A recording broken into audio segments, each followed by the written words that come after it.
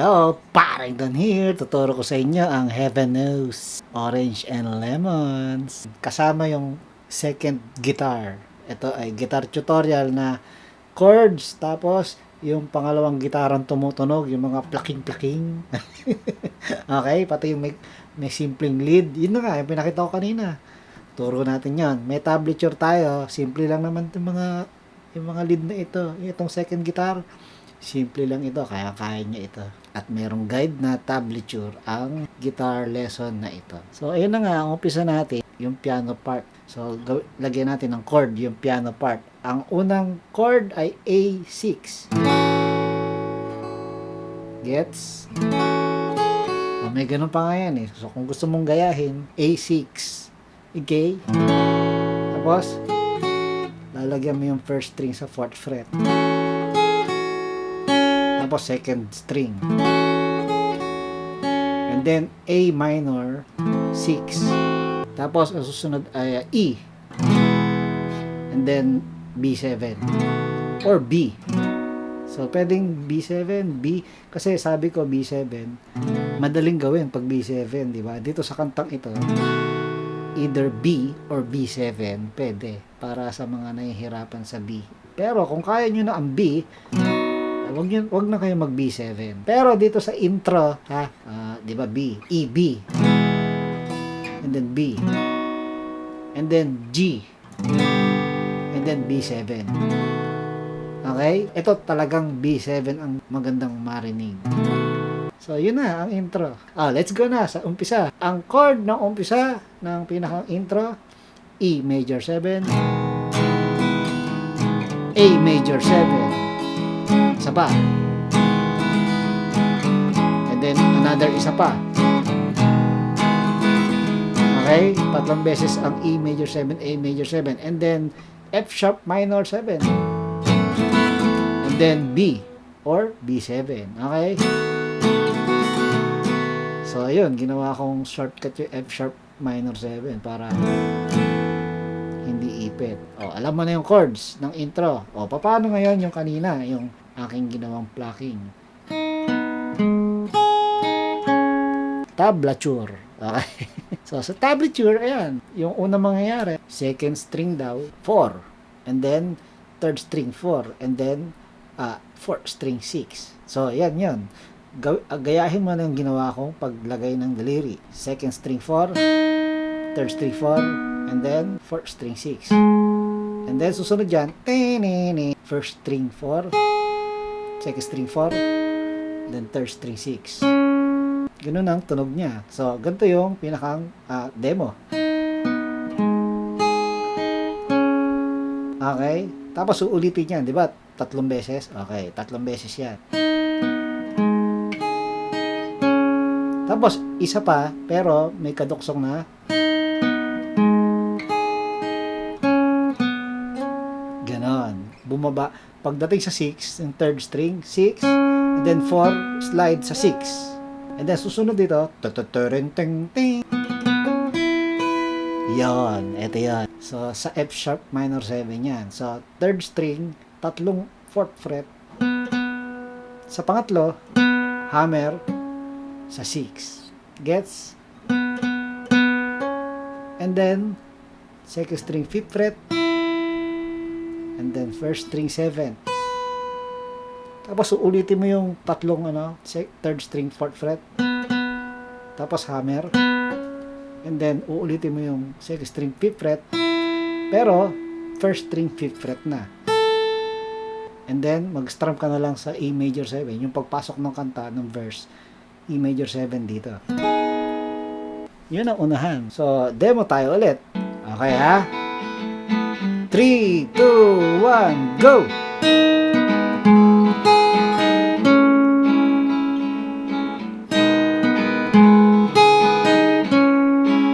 Pangatlo.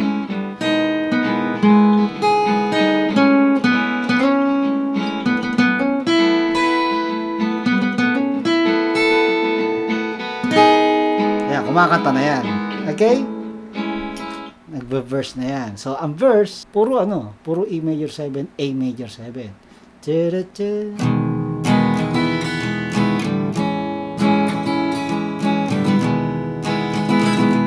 Puro ganon. Hanggang sa magkaroon na ng itong as I keep on dipping my face in this cold. Ayan, mag-iiba yung chords dyan. A flat minor 7. Ganito gagawin kong shortcut. Tapos A. Tapos, mag-iiba siya pagka yung heaven knows how I'm embittered I am. So, A flat minor 7. And then, F sharp minor 7, B, E. Gusty. Alright? Pasok na yung chorus. Dito na tayo magkakaroon ng second guitar, di ba? Pero, so kung second guitar ka, I am. Kung second guitar ka, pwede mong i-D shape yung E. Pwedeng mag-D-sus ang dating. Kumbaga, D shape, pero E chord yan. Yan, tatlong yan sa baba. Tapos pwede mong i-D-sus. I mean, D-sus. Cause this angel, o diba, may ganong mas matinis yung tunog niya. So, chorus, cause this angel, A. A flat minor 7. And then, F sharp minor 7, B, E. Tapos, A ulit. A flat minor 7 ulit. Tapos, F sharp minor 7, mahaba. E third. Tapos, B. So, ulit. Okay? Ito, mabilis ulit yung F sharp minor 7, D, E. Okay? A. Ito, mag-iiba na. D major 7. Will she ever? Matagal. And then, F major 7. To me. And then, intro again. E.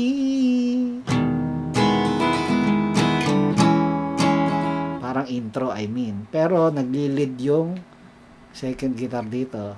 Balik na tayo sa chorus. Nasabi ko na yung chords. Ngayon, yung second guitar para sa chorus. Okay? Yun, na magiging tunog nun.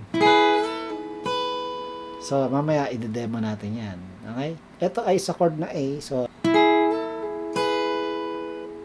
itong itong pwestuhan ng daliri, wala sa tablature yan. Ang tablature kung paano mo patutunugin yung mga nota, di ba? So, ito, gayahin mo yung aking pagkakapwesto. So, sa tablature, ang meron tapak, ang meron tapak ay second string, third string, nasa 9th fret pareho. Ayan.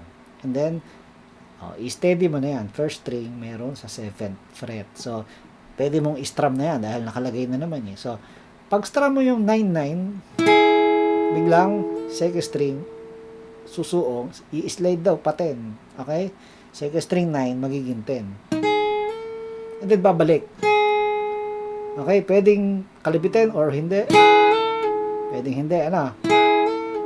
And then, kalabitin ang first string na naka 7th fret.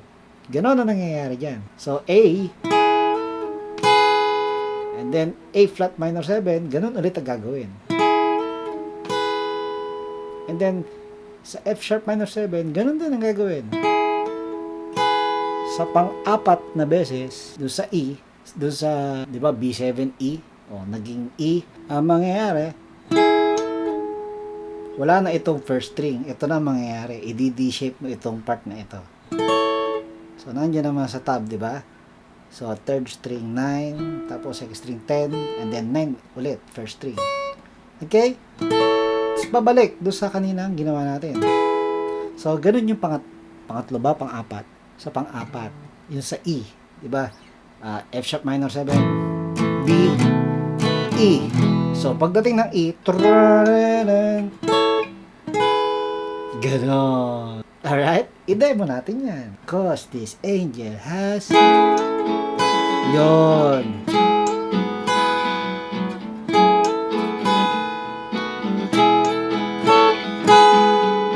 Gets? Yun yung And then susunod dito, ayan dalawang string sa baba. Number 12 ang first, number 10 ang second string. Dalawang beses. Then biglang ang first string magiging 11. Okay? And then susunod, first string 14, second string 12. Dalawa rin. And then biglang naging 12 pareho. And then uulitin tong kanina. And then ito naman, iba naman. Parehong 12, dalawang beses. And then biglang magiging 11 ang first string. Ito yung pang B7. Okay? So, hindi ko muna siya i-demo katipa. Tapusin na natin yung buong chorus. So, ang susunod dito, uulitin na naman tong okay? Tapos ito ulit. Pero, hanggang dito na lang siya kasi will she ever? So, puro 14th fret, tatlong string sa baba. Ganon ang nangyayari.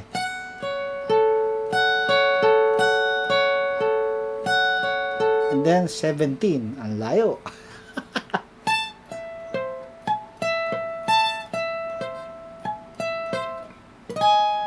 Biglang ito ang pinakang ending. 17 yung tatlo, and then ending sa 16. And then, kung gusto mo mag-lead talaga, kailangan mabilisan kang mag-lead dito. Kasi meron dito gagawin. Yun. Tapos, okay, so yun. Ulitin na natin yung chorus. Ide-demo ko na. Okay? So, let's start. Cause this angel has flown.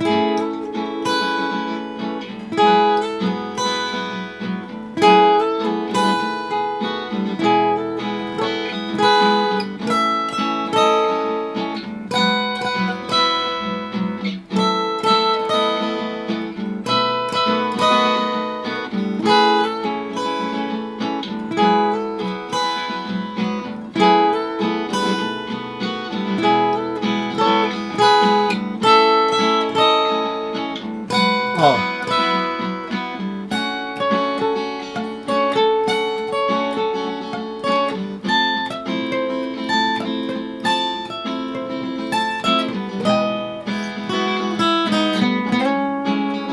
So, ayun na tayo sa lead. Yung pinakang lead, wala naman to. Sa intro, di ba? Simple lang naman ito, yung so, pagpasok ng E major 7, di ba? Ganon lang ang gagawin. Mabagal na dalawa nitong second string 7. And then, second string pa rin, 5-4. And then, third string, 4. And then, another 4, slide sa 6. And then, yung kaninang nagawa na natin, okay, yun lang. Oh, second verse na. So, i-demo natin. Come to me. Di ba? Ito. Ha, ha, ha. Yun.